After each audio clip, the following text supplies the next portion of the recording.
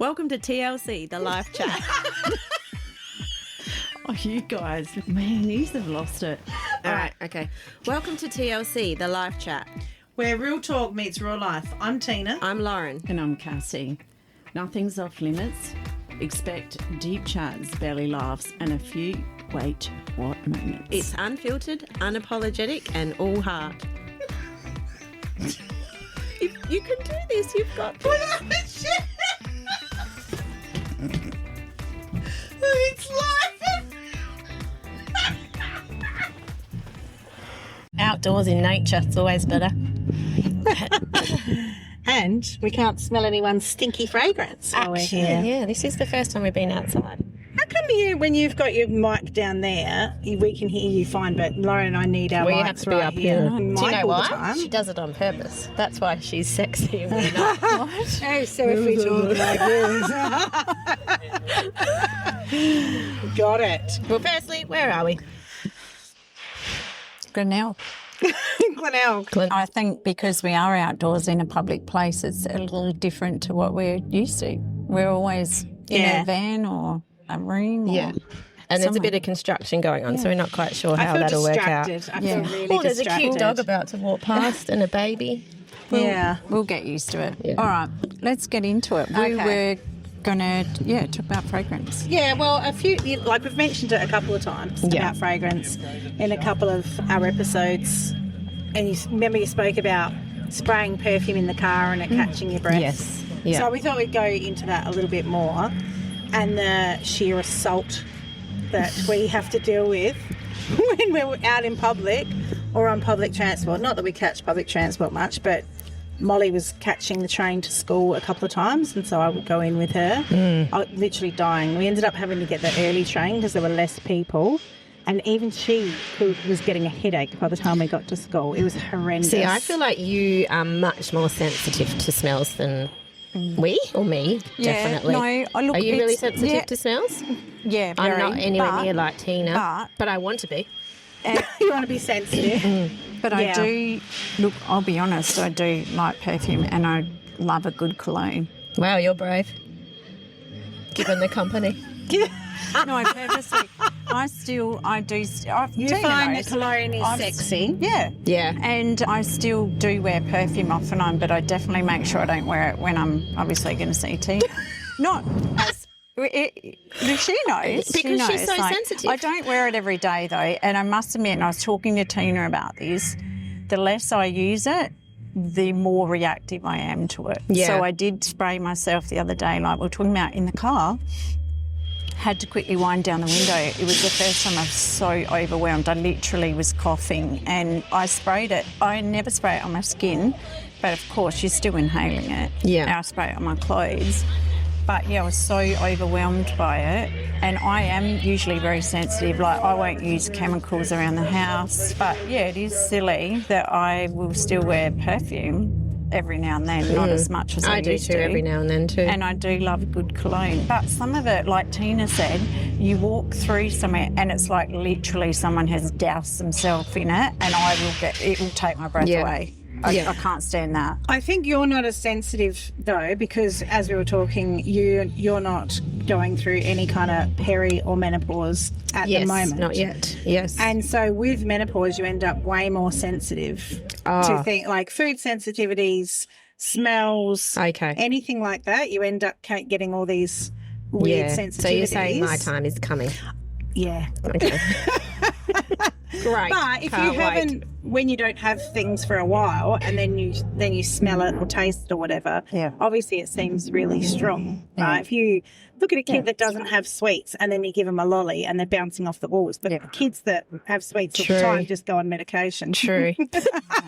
Well, that's another topic on another day. Okay. Back to fragrance. Yeah, so I've always been quite sensitive. I'll smell a gas leak before anyone else does. They're like, how are you smelling that? So I have always been quite sensitive. Yeah. I do find I am getting more sensitive to the fragrance smells. Like you said, if you don't eat sugar for ages, then you have a couple hits of sugar, your body instantly feels poison. Whereas you're kind of used to it having it every day if you have it every day. It's the same thing. Like you don't drink alcohol very often, and then you go drink alcohol, and then you get blind. Whereas if you were a drinker and you drank every day, yeah, that's right. You build a tolerance. Yeah. So you've got no tolerance to fragrance, none whatsoever. And I do have some tolerance to fragrance, but you're going to hit us with some facts. And maybe the tolerance to fragrance you have is because you work in your environment you work in. Maybe there's other teachers that wear it, or parents you're coming across. Like, I have a no fragrance policy in our store. Yeah. Makers aren't allowed to wear fragrance. Yeah. It's in the training manual. It's that serious. Yeah, that's so good. In the training manual. Well, I come across hundreds of people a day, parents and kids and teachers, and they all smell different. So, Tina, let's get into what's actually in it. Well, the phthalates mainly are the endocrine disruptors. But the biggest issue with fragrance or parfum, or, the when you see a packet and it just says parfum or fragrance, that can be hundreds of chemical compounds, and they don't have to say what's in there because it's considered a trade secret. So it can literally be anything. Right. And it's the endocrine disruptors that are the biggest problem. So if you think about times when your hormones are changing, so puberty, pregnancy, or trying to become pregnant, or menopause, those 3 times, the last thing you need is another chemical compound disrupting your hormones. But then it's like cigarette smoke when people could smoke everywhere. You can't really escape it. It's not your choice. True. So you go into a public toilet and, those horrible freaking Glade plug-ins, or they have the automatic sprays. I mean, I feel like vomiting when I go in there, and I cover my mouth up.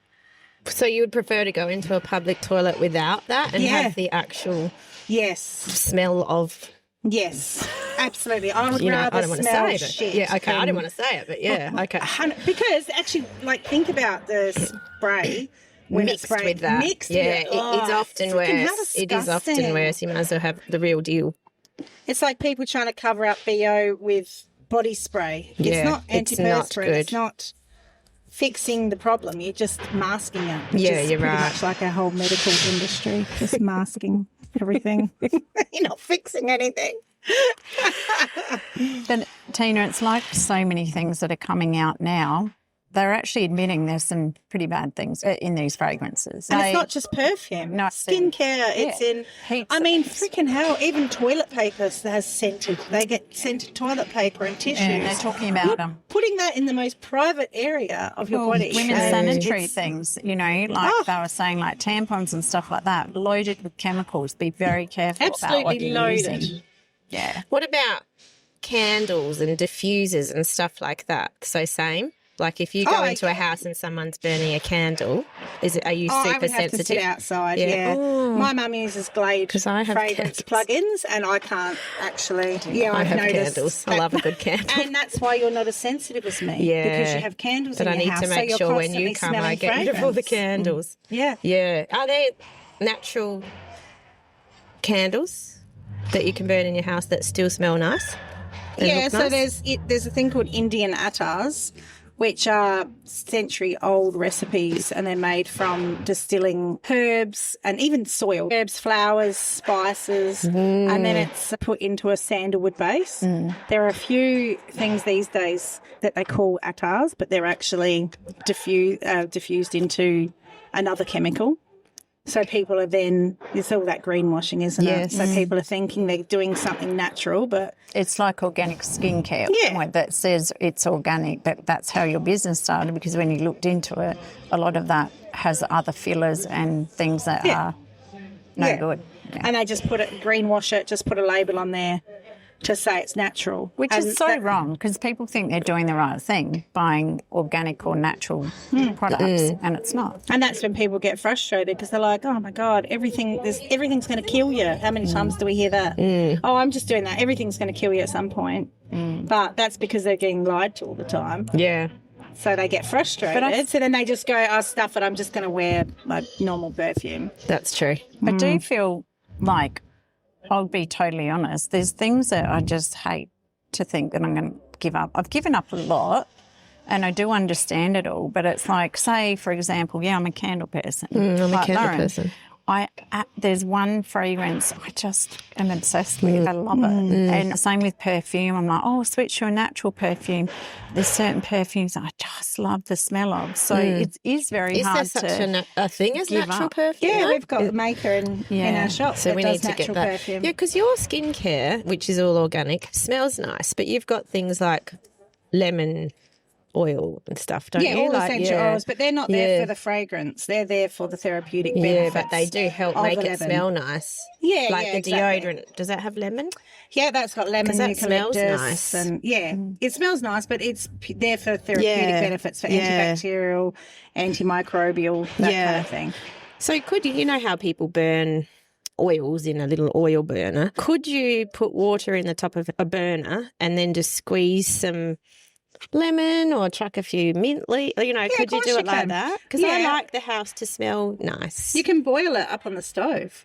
Like when you're peeling your orange or your lemon, just save all your peels. Yeah. And then do a brew. Add some cinnamon, add some spices. Yeah. That's essentially what your ATARs are. But then you can just use essential oil. Yeah. Like I need to start getting creative. Yeah. Because I don't want it all in the house, but I like the smell. That's what Tina, I've been talking about a little side project.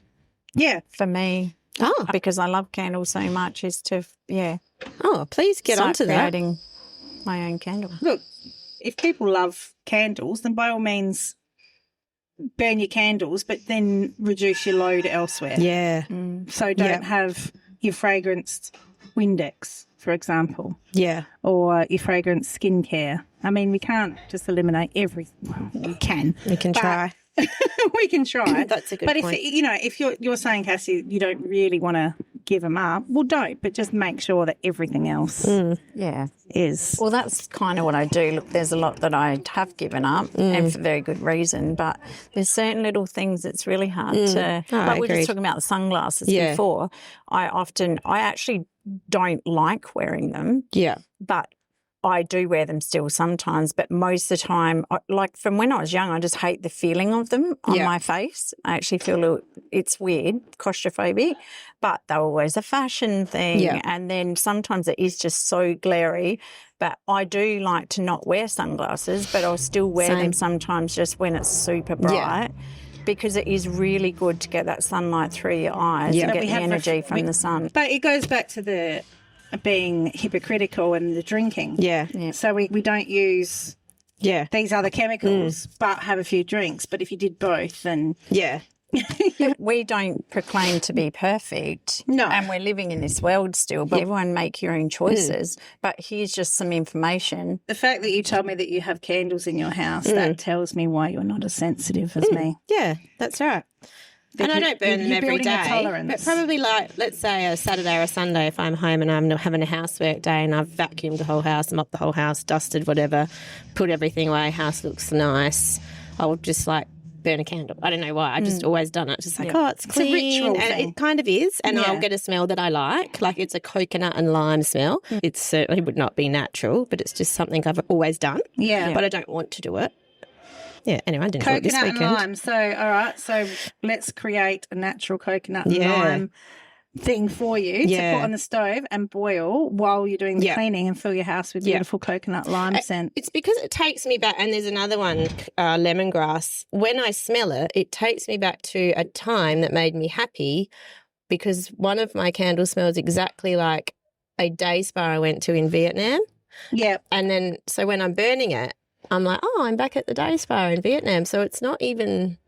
it's almost like that. Smell is it's a trigger or something. Closely related to memory. But it's not the candle I want. It's that feeling I want that I'm in a day spa back in Vietnam. But if we can recreate it with something organic and natural. And sounds can do that too. Awesome, yeah. You know, if you've got the music they playing through the house. Yeah, because how do you go, like, we all went away last year and went and had massages and facials and foot rubs and everything every day in the Nest spa.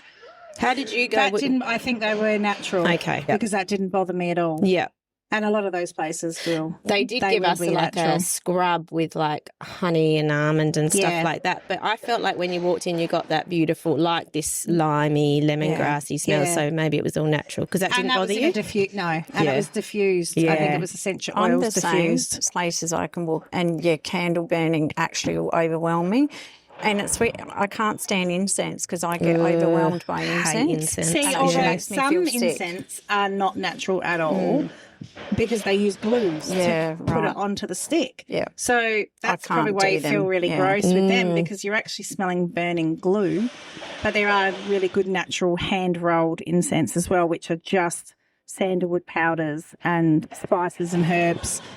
And they wouldn't do that to you. But if any Uber drivers are listening out there, take down those horrendous fucking trees. Yeah. Seriously. Oh, I can't. Oh, I've seen her. Nigel had one in his ute once when we were camping and we were going four-wheel driving. Because his ute stinks because it's a tradies ute. I prefer to smell sweat. And I didn't even think of it because I don't see it because he had it hanging like in the back and I always sit in the front, so I didn't even know about it or see it. I just... didn't notice it. And then she hops in the back and she's like, what is this? And she unwraps it and she chucks. But it was good. It was a good lesson to Nigel and me too. Like, what's wrong with a dangly tree?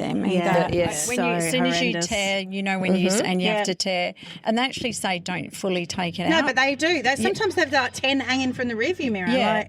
But I just want to come back and say sorry to Nigel that he's not gross and stinky. That was bad. I'm so sorry. You know what I mean? Like his ute's actually pretty good for a tradie. Yeah, I didn't mean that he was gross and stinky. Yeah. But as soon as you... well, he does listen. But as soon as you tear the packet, I am so overwhelmed. I actually can't have those hangy things in my car.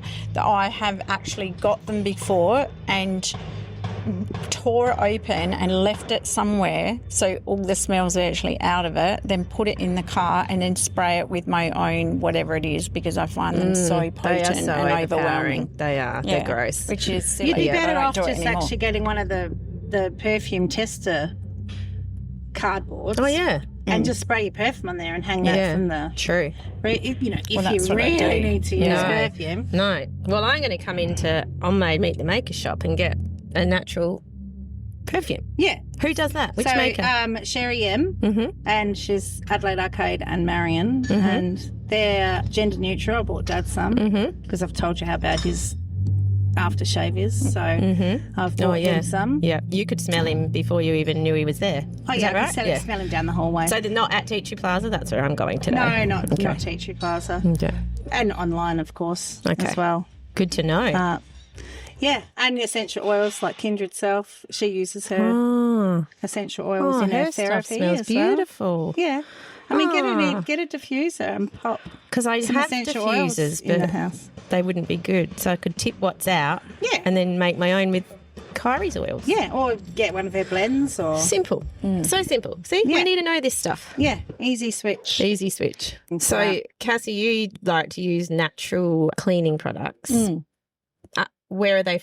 Are they natural though? Where are they from? You have to really shop around. Definitely read the back of them. But there are a few from the supermarkets. I've gone to spray someone's spray and wipe because I house sit, so I don't have my own home. So I bring my own products. Yeah. Because I just get so as soon as I do a spray and wipe, I'm like, I can't breathe. I can't breathe. So now with Selena, often I'll integrate that. I'll get rid of all the chemical cleaning products and replace them with... That's a great service. Yeah, cleaning products that are natural. Yeah. Co is good. Have you tried Co? Yeah, well, that's what I was about to say. And you see that in a lot of homes. Yeah. There are a lot of homes that I do have Co. Because they do everything. Yeah, that's right. Co's amazing. Yeah. At the kindy that I have worked at, we just use a spray bottle with half water and vinegar. Yeah. And then just put a couple of drops of like eucalyptus oil or something so it doesn't smell like a fish and chip shop when you wipe down the tables and the bathroom. And so I just implemented that at home and it works so well. Yeah, so well. I was about to say that before. I did that for a while when I had my own place. If I went between the two, I bought glass instead of plastic, do the vinegar, water, lemon drops or whatever, eucalyptus, instead of, you're spraying white. Yeah. I mean, there's a million DIYs that you can see on TikTok and Instagram these days. It's not hard. There's so many recipes, but sometimes there's too many that you don't even know where to start. Yeah. Well, lead us in a little bit to menopause and how fragrances are maybe linked to like our hormones and things like that. Well, as I mentioned before about the phthalates being endocrine disruptors, as we come into menopause, obviously hormones are all over the place. The last thing you want to be doing is adding another toxic substance into that mix. But as far as menopause goes, I just wanted to talk about menopause on a whole because it's treated like this disease that we have to fix. Yes. There's a big push for HRT, hormone replacement therapy at the moment, which if you need that because for whatever symptom you're going through, that's all well and good, but it is just treating a symptom. It's not doing anything as far as, well, it's not even to fix a problem because there is no problem. There is no problem. It's just a change in life, isn't it? It's a We're different going through stage. a change. When we got 12, 13, we came into puberty, we get our period, we then go through our childbearing years. Yes. We're now free from the reproductive stages of our life. Yes. This is the time where traditionally and in tribal times, we're the wise women. We're the mentors for the young ones. And we can then be free of that hormone disruption. Yep. Once all your estrogen drops off, you're actually an asset to society. Oh, you're not something that so should nice. be fixed with therapy. And I hate because you're how not there's broken. this, you're not broken. yeah, and I hate how there's this underlying, like, misconception that, oh, she must be menopausal, she's turned into a psycho bitch. No, maybe we're actually at an age, because I'm not menopausal and I've got very strong boundaries now through a lot of things. I'm way more forward. Maybe you just get to an age where you just don't want to put up with people's shit anymore. Yeah. But then you get labelled, oh, she must be menopausal. Yeah. Like, we get to an age where we also learn and change and evolve. I'm very empathetic. I was a people pleaser. I couldn't do enough for everyone. And there's nothing wrong with those things, but also that can sometimes lead to burnout and people taking advantage. Now I just have strong boundaries. There might be whispers that, oh, she's perimenopausal or she's menopausal. So those sorts of things grouped with other stuff. Oh, if you wait till menopause, it's just a change, like you said. And lots of people, like Lauren was saying about her mum and her grandma, they didn't really get any symptoms. No. They just one day just stopped getting their period. Yeah, exactly. Yeah. And I'm really hoping I take after her, but But if you don't, right? So obviously I'm on the other side of peri. I'm pretty sure I'm in menopause now. Oh, really? Yeah. And I've had the hot flushes and the anger and all of that. But I sit back and think my body is trying to find homeostasis. We're always trying to find a balance. Yes. And when something is shifted out of place, it's like it tries to swing back the other way. Okay. So the symptom is just a sign. Like I understand that there are some people that really struggle with the symptoms and they can't get through their daily life. And in the 50s and 60s, they literally gave them lobotomies. Right. And they medicated them. That's so sad. Yeah. Bring your wife in for a lobotomy. Because their body's trying to level out and find the new... level, find the new balance, basically. Yeah. And they would just give them Valium and Seropax. I remember my nana having Valium and Seropax so that she wouldn't go crazy. Oh, right. It was treated as a mental health condition, and they would just sedate them so that they could get through. They would a lot of women left the workforce. I was at a breakfast last week, and there's actually a menopause concierge there. And she talks to people about what happened in the past, but she seemed to be a big proponent of HRT, which is... That's all well and good, but I don't think it's the be-all and end-all because you're just keeping your levels to where they were, but we actually need to become the wise women in society and the mentors, and we can't do that if we continually got those hormones that keep us in reproductive years. It's almost like suppressors. Like it's actually no different to giving us sedation. Yeah, they're just absolutely. sedating it from a different angle, hormonally, instead of through actual physical sedation. You're still going through it. Is it just masking the symptoms? Well, you're replacing what's... Yeah, because there is a push for it. Because we are at this age now, and we've got circles of friends at this age now. This HRT just seems to come up all the time. Yeah. And people really push it and think it's just the best thing since sliced bread. But it would be, for me, my absolute last resort going on HRT. Yeah. But I'm speaking for me personally. Yeah. This is not for anyone else. I respect everybody's decision. But for me, that would be my last resort. For some people, it is the be-all and end-all. And they literally haven't been able to function. And until you are feeling like that, I was about to say you don't know that it's very hard. I'm not there yet, so I've got no idea. So I understand that some people may have to choose that route. Same. I respect that too and understand that. Well, it's the same as antidepressants, all of that. Yes. You know, some people actually do need it to save their lives and to function. Absolutely. Just because that's not our first protocol doesn't mean it's right. Exactly. But I think the understanding behind what is actually happening and why and how women in menopause fit into society traditionally and in tribes, that may change a few perceptions around it and that we're not broken. Yeah. We actually don't need fixing. That's right. No, it's similar to, would you say, correct me if I'm wrong, but like when you're a teenager and you have really, really heavy periods and then you go off to the doctor and you get put on the pill. Yeah. And that kind of makes the periods better. Yeah. And I did that. But it's almost like we do need to go through all these stages as women. We do. And look, you know, there are some girls suffer severely with... Which we did in our family. Cramps, vomiting. Same. Yeah. We were pretty bad. And my daughters were pretty bad too. Yeah. So, and I'm not saying don't do that either, but I'm just saying, like, as women, there's all these stages, but we don't want to just naturally go through them. We want to have some help to get Well, I think we can support it through as well. And usually there's some underlying thing why it's happening. So like PCOS is very insulin driven. So you might go on a keto or a carnivore type diet and reduce your sugars and get exercise and reduce stress, which is, you know, at 13, the world is so stressful. Yeah, that's right. There's nothing worse than when your daughter's going to high school and she's coming home really upset because she's scared that if she's flooding blood, she's going to leak through into her school uniform and kids are cruel. And so you just want to alleviate all of that issue. And the cramps can be so bad that you've got to take a day off school or a day off work because you just can't even stand up. You're so crouched over in pain. So, but you've got to then look at why are they getting cramps. Yeah. So things like red raspberry leaf helps. That's a tonic, uterine tissue tonic. So it'll help strengthen the uterine tissue. Yeah.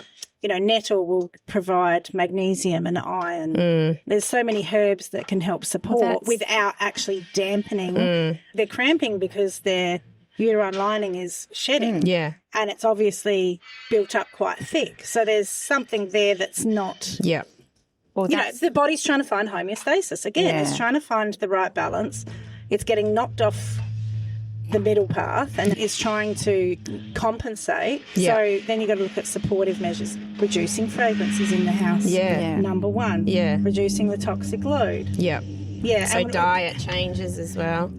All the things that we need to do in menopause and all the things that we need to do when we're trying to have a family. I mean, if you go into, as you know, I did IVF, on the door of clinic is do not wear perfume. I remember you saying that. You're not allowed to wear perfume in a fertility clinic. What does that tell you? That says a lot. If it's not good for fertility, it's not good for a 13-year-old and it's not good for a 55-year-old going through menopause. Yeah. We've gone away from all those natural remedies that used to help with all of this stuff, but now it's like, just take your daughter into the chemist and get some Pondstone. Exactly. And whack her on the pill. That's like a Nurofen, like an ibuprofen or something that's stronger and it's for period pain. My girls didn't like taking medication neither did mine. But I remember one of them had an exam and she was beside herself. She didn't want to take it, but does give them she some was relief. in so much pain. We've gone away from all those natural herbs that they used to use and remedies, because as we know, so many years ago, those people used to be called witch doctors. And that's right. And again, I'm not anti-pharmaceutical. I am.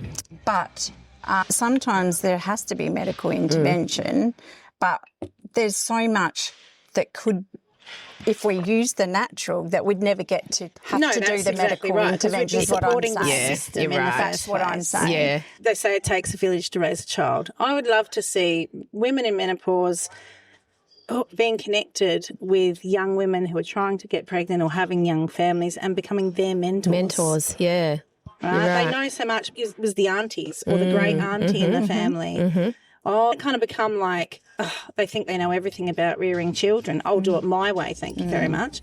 Which is proud, great. Got too stubborn. That's all fine, but maybe they've got a little bit of knowledge on how they can help you. And at the end of the day, they're only trying to help. But we're throwing away a whole generation of women's wisdom. Yeah. Because we think there's something wrong with them. Yeah. Is it a little bit family dynamics too? Because broken down families and a long time ago, grandparents, once they got to a certain age, they come back and live in the home, whereas now we shove them in a nursing home or whatever. Yeah, lost all that village. That's the knowledge. You're living in a household with 3 or 4 generations of people. That knowledge is getting passed down. Yeah. Now we don't live like that anymore, so we get too proud. Oh, what would they know?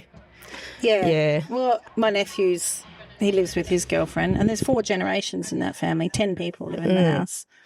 Yeah, So the knowledge. grandma and the great granddaughter now. And that's so rare in Australia. And when you told me about that, I thought it was beautiful. And they all have their wings. And they respect the, So they've just had a new baby, and like you were saying, all the generations of mums and grandma to help and have their knowledge would be just unbelievable. How great. So special. Yeah. Whereas there's young girls now that just feel like they're doing it all on their own and they don't have anyone to go to, and so then they do end up going to the doctor or the chemist or something like that. Whereas if you've got a parent and a grandparent or a great-grandparent with all this knowledge and you respect their knowledge, how great.